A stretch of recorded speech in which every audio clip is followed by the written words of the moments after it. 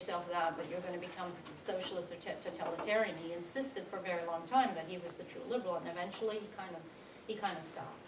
He kind of gave up on that word because he had lost the battle. There is a speech that I found when FDR is being introduced at a rally or something, and the guy introducing him uses the word liberal like 12 times in the first paragraph, saying he's the true liberal. Liberal is the Democratic Party. Liberal means this: generosity, government help, and so on. So so this is basically what I do in the book. Now, in the that's not it, because nowadays, even though there's all this disagreement about what liberalism really is, I was telling you before, they say it's a slippery concept, it's murky, what does it really stand for? Pretty much everyone, I mean, I really challenge you to go out there and find one, somebody who's defining liberalism who doesn't say it's about the individual, that it's about the rights of the individual. Leave the individual alone, right? But I say that this stress on the individual comes around the mid-20th century, again in reaction to totalitarianism, to prove, oh no, we're not going in that direction. We believe in the rights of the individual. We're not going to become totalitarian with this mammoth state that's going to make all decisions for us, that is going to turn us into communists or fascists or whatever. No, no, no, no. We believe in individual rights. That is also in the middle of the 20th century, when you start getting the word liberalism in high school and college textbooks. And the first ones, and I mentioned them here, the names of the authors, say it's an endangered ideology, you know, it's being endangered right now. We don't know if it's going to survive. I would say that the stress on it, so until then, liberals have constantly talked about this generosity. Even the laissez-faire ones spoke about that.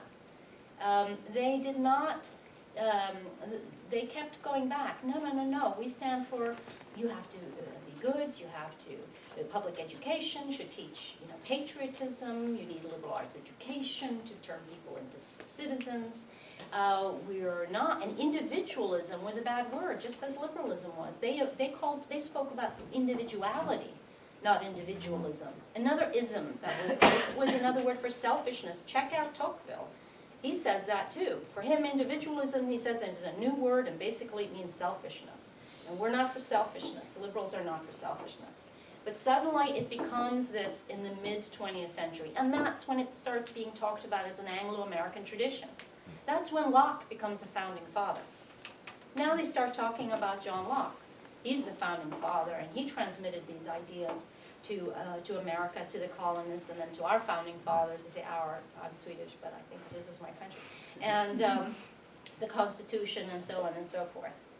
It's becomes an Anglo-American tradition. Suddenly, I mean, do you think that Germany can have anything to do with the liberal tradition? They get written out. It gets written out. Germany now has an illiberal tradition, even though it had this influence, even though all these Americans went to, in the 19th century, thousands of them went there to attend university. Thousands of them came back with this idea that government should do more for the poor and all of that. Suddenly they don't have a liberal tradition. It's all, and there's books that talk, you know, with titles. Actually, my professor, Fritz Stern, has a really wonderful book. What is that called? Very old, like the liberalism of the illiberalism of the liberalism, or something, a funny title like that. And France also becomes a kind of an almost like they don't have a liberal tradition, and when they have one, you know, when they get one eventually, now it's being, since the 70s and François Furet and so on, they're rediscovering this liberal tradition. They say, okay, but you know, it's not as good as the American one. You know, we've got a problem because we've got this, we've had this state orientation. So our liberal tradition is a little warped, a little, we didn't have, you know, we've got the state as the origin. We're not as good as the American.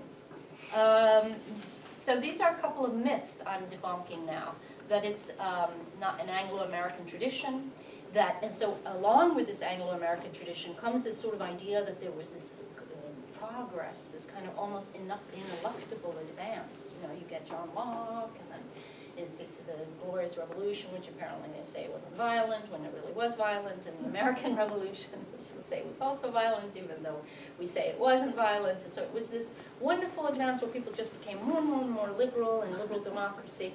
No, it was a fighting faith. It started with major enemies, right? It could have, and throughout the 19th and 20th century, it was endangered the whole time.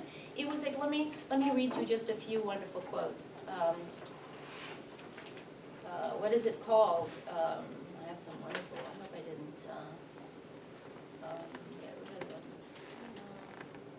Because they're really true. I mean, the Satan, you know, Satan worship is a moral plague. This is in 19th century, late 18th and 19th century. Liberalism is a moral plague, a foul plague, an influenza. It's the very principle of Satan. It's seditious. They're murderers, pure evil. There was a best-selling book saying that society was sick and the culprit was liberalism. Liberalism was the greatest catastrophe of history. Their ideas subversive of all morality.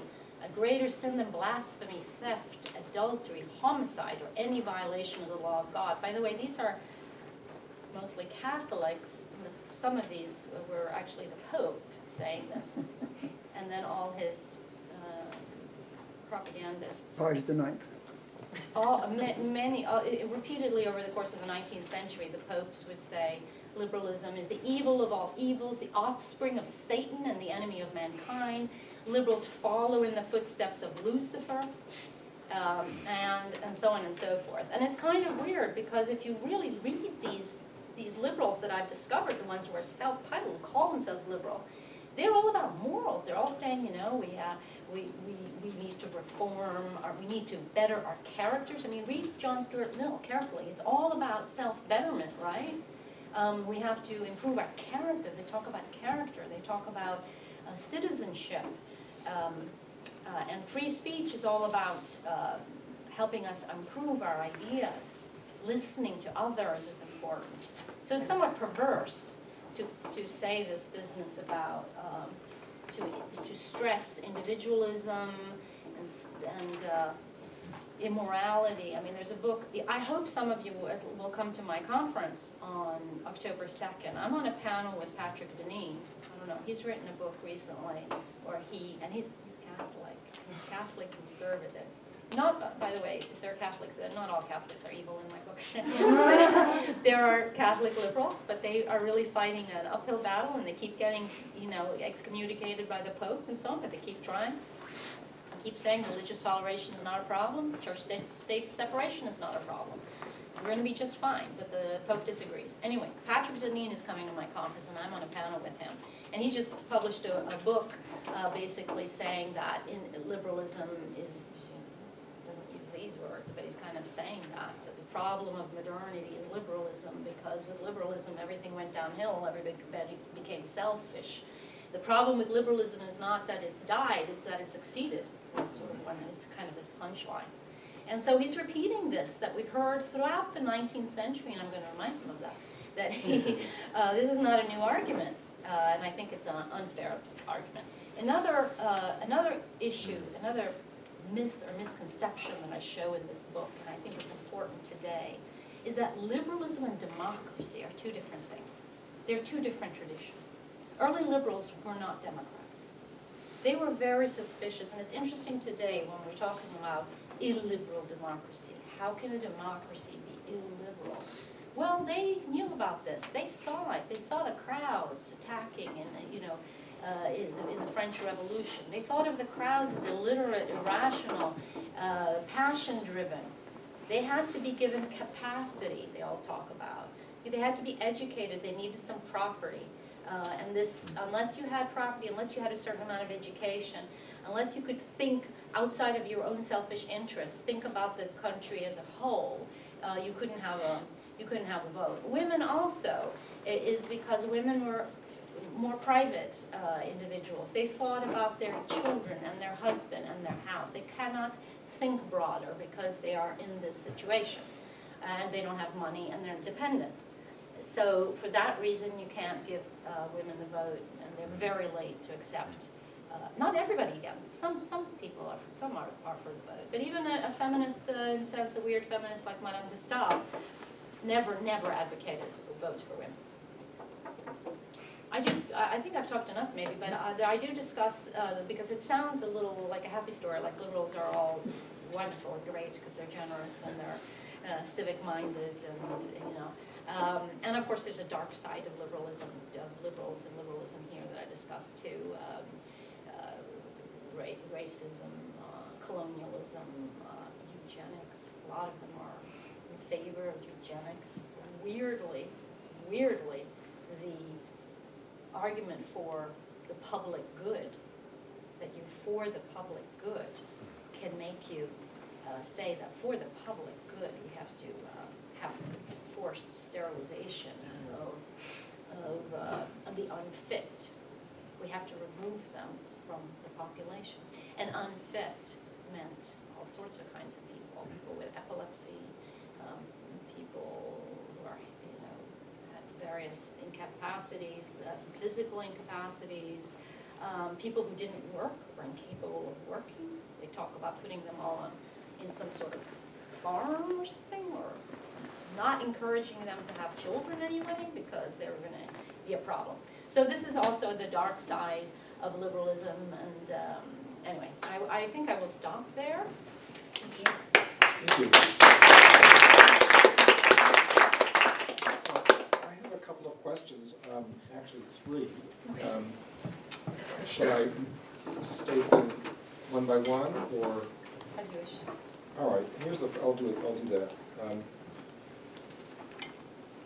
What if some academic or some politician, after reading your book and having previously entertained a different idea of liberalism, is not convinced, and they don't just adopt Rosenblatt's view of liberalism because they've thought about it as an ideology for capitalism, a corollary to social contract theory, a hallmark of Western societies, and they say, well, this is an interesting strand in the history of ideas, but actually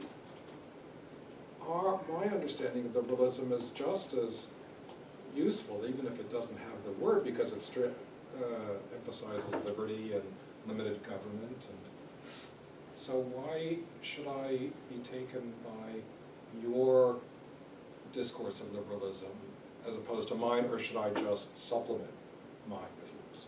Well, you should give up yours and Okay. adopt mine. That's in a nutshell, no.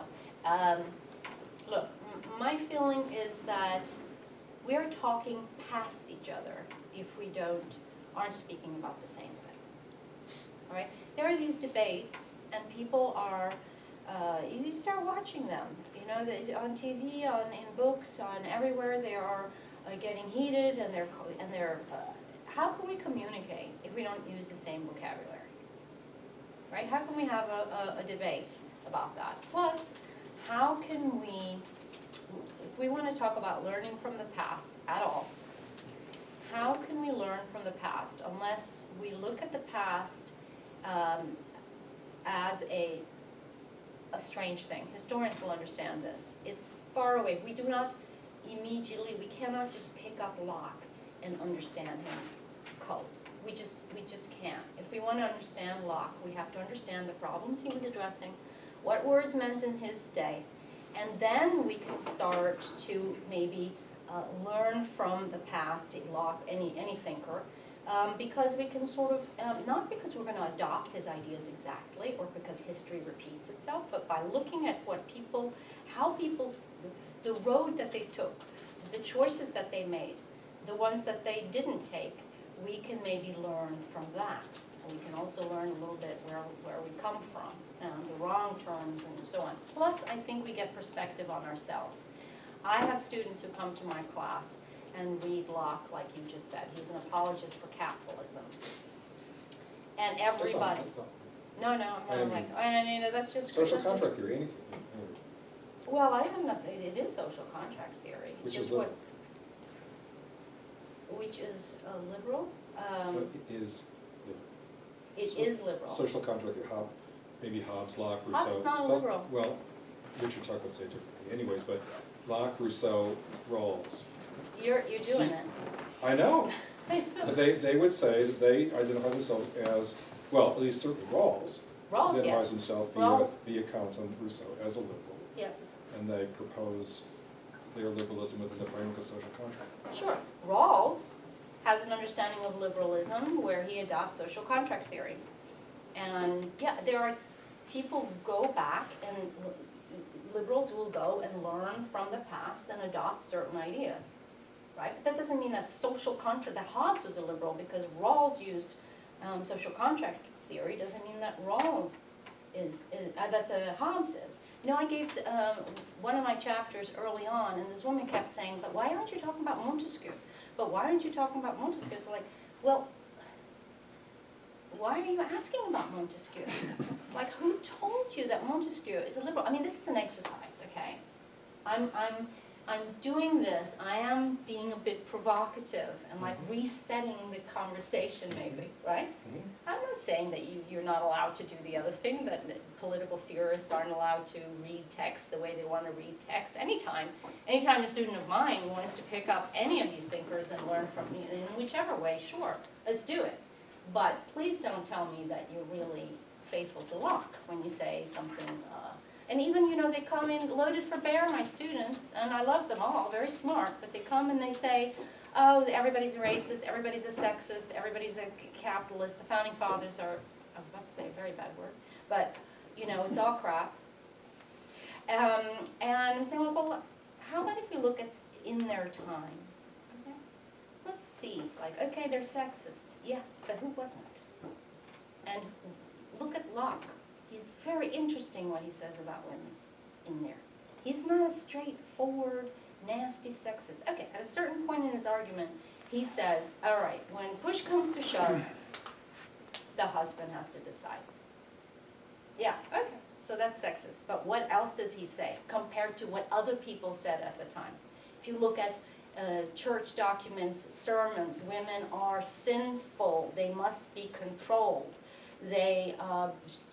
Eve is responsible for all the evil in the world. You must control the patriarchal family. The man is the king of the household. Read Locke again. You will see companionate marriage. Okay, today we just laugh at that because women is supposed to take care of the family and the children and all of that, and isn't that wrong and so sexist? Well, in that period, it was something liberalizing, if you will. It was something moving away, it's moving in a positive direction, all right? So is it right then, you know, so to pick out what you want from these guys and then to criticize them for what's not liberal about them. Like, I would go crazy with Rousseau, you know, people talking about Rousseau in a certain way. Because they're like, yeah, okay, they would pick out the least original thing about him. So, and then say, isn't that terrible? And we're like, yeah, but that's what everybody was saying. And unless you know the context, unless you know what other people were saying, unless he's arguing, arguing what he's arguing against, you don't know what's Rousseauian about Rousseau. You don't know what makes Locke Locke. You don't know what makes Hobbes Hobbes, unless you understand his context. So to me, it's just so self-evident. You know, the thing about being an intellectual historian like me is it takes so long to write a book. You have to learn about the context. You have to learn about the biography. You need to know the historiography of these things because, of course, our understanding of the period, it changes. And the history of the period, the context changes. Biographies change over time. And then you read the text, and you read what other scholars have said about the text. And then you can start doing.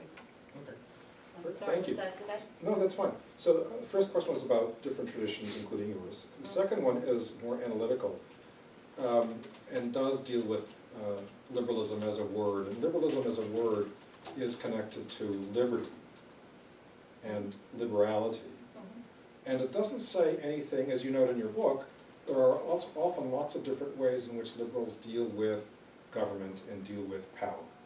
But there isn't anything inherent in the idea of liberalism, is there, that directs one how to place it in the context of political power? And isn't that part of the problem that liberalism faces? In other words, liberty can't be unrestrained, unrestricted. Liberty is always going to be social in some respect. And what does liberals therefore sort of go in different directions. You go in a libertarian direction, you go in a social democracy direction, you go in these other directions. And is that a limit of liberalism, that it doesn't really deal with questions of power directly? It does deal with questions Okay. of power, though, Thank you. okay? I think that it, for example, I don't think that liberalism is, it's not correct to say they're anti-statist or statist. It's not that they're against the state. It is that it depends on what the state does, all right? So they are interested, and power, of course they talk about power, they talk about authority, they talk about limiting, it evolves over time. What is the problem? The state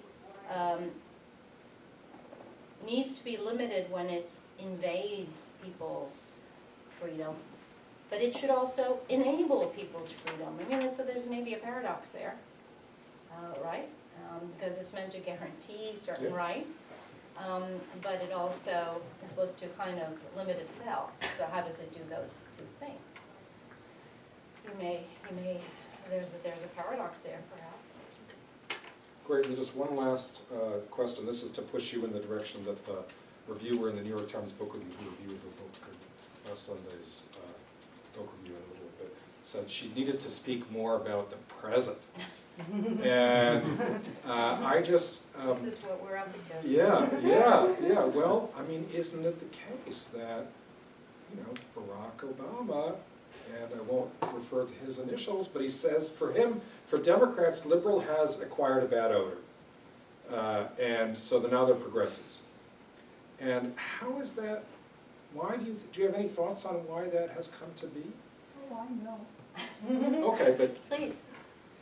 George H.W. Bush, his campaign, the one he lost, had exactly this argument that the liberals were the problem, and and it succeeded.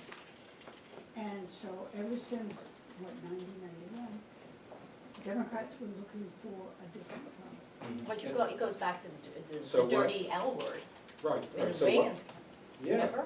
Yeah, So why do you think it succeeded? but I think the current period, I'm sure, because I lived through this whole thing. Yes.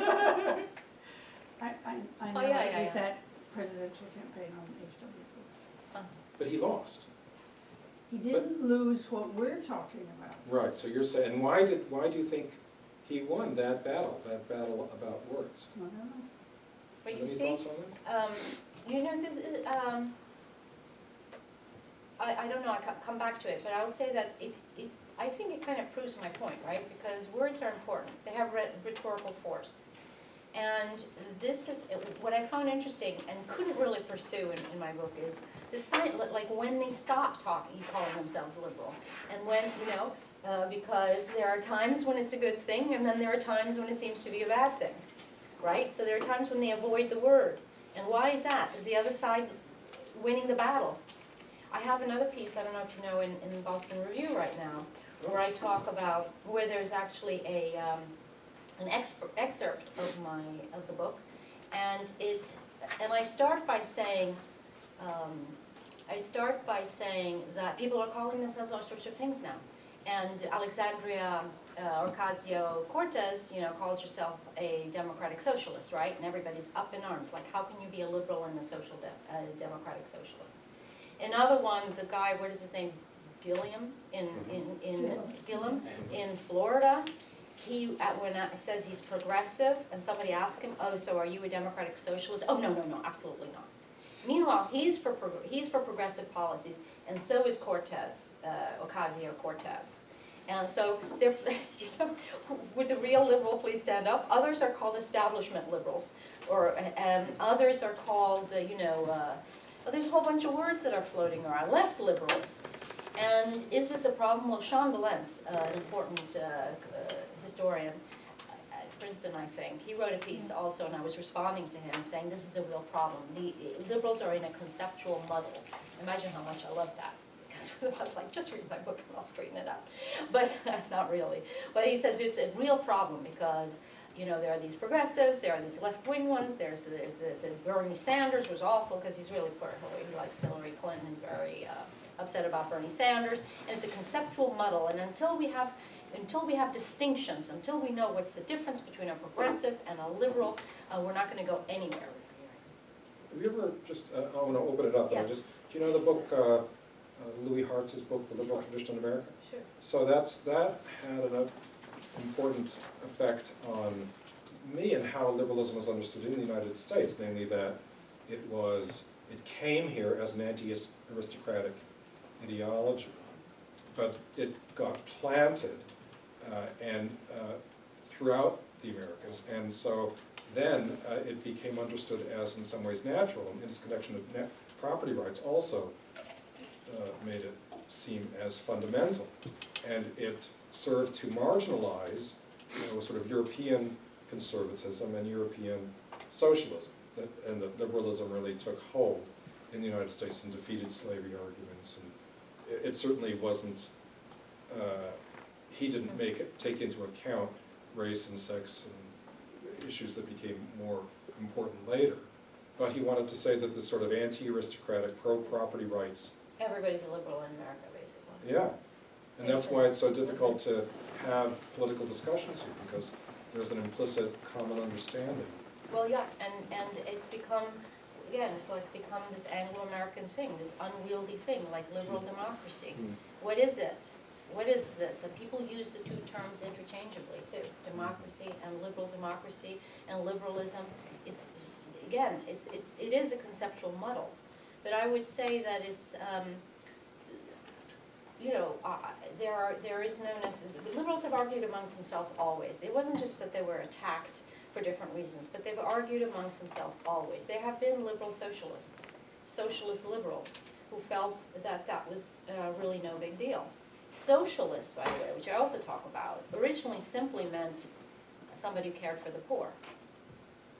And the early socialists were liberals who said, we have to deal with the poor. And the socialists, the early ones, and this is around 1820, 1830, so way before Marx, they come and they appeal to liberals. They don't go to conservatives. I mean, socialists go to, they're logical partners. They're the logical ones they're going to, just as feminists. Feminists didn't go to conservative. You know, there's people who say that the liberalism and feminism are contradictory or enemies to each other, adversaries. Feminism, you know, liberalism has been bad for women. Well, you know, you know, look at history and see. To me, it's the liberals who have advocated rights for women. Feminists always called liberals, we're brothers and sisters. In fact, appealed to them. It didn't work all often, but they tried to say, hey, why don't you expand your ideas to cover us? It's not like we want other ideas. We just want you to be a little more magnanimous. Be true to yours. Don't be hypocrites. What does that mean? We like the ideas. We want to be included, right? Anyway, I digress. No, there's lots of questions. So, Ben, and then your name?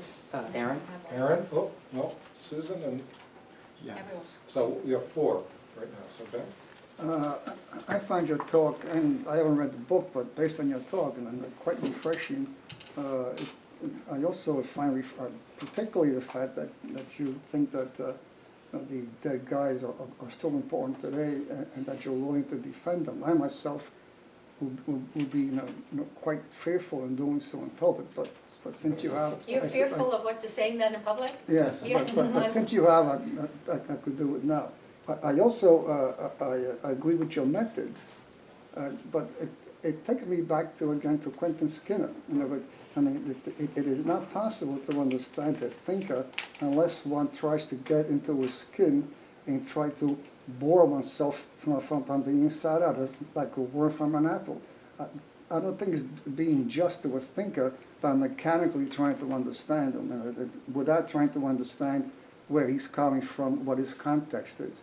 But in saying this, it takes me back to Skinner's book on reason and rhetoric in Thomas Hobbes, where the first part of the book he relies heavily on Quintilian, and tries to show how Hobbes tries to redescribe and to reframe these questions about language and words and discourse. And it seems to me that if you take a look at the history of political thought, it's a history of redescription of particular ideas and particular words. That is, if you support a particular idea, you state it positively. If you're against it, you redescribe it in negative terms, or vice versa, depending on what kind of conflict you're involved at that particular time in history. If this is the case, this brings back to me the further question: what is the status of ideas? Are ideas independent of the social struggle, or are they infused with particular kinds of passion and interest and appetite that first give birth to these ideas, and secondly, depending on the social conflict, redescribe and redefine these ideas? So I want to know, do you think that these ideas are, I mean, is it possible to look at an idea such as liberty or liberalism? Does it have an independent content? That's very interesting. It's a very, very good question. And if I can answer it this way, a couple of things I would like to say in response to what you just said. One is that, I was a great fan, I think I said before we started, of Quentin Skinner. And both books, my first two books were published in his series called Ideas in Context, and I was thrilled about that. So I've considered myself a disciple, but when at a certain point, disciples have to grow up. And they realize that that he's not true to what he says he's supposed to do. So his idea of context, in my opinion, is all intellectual.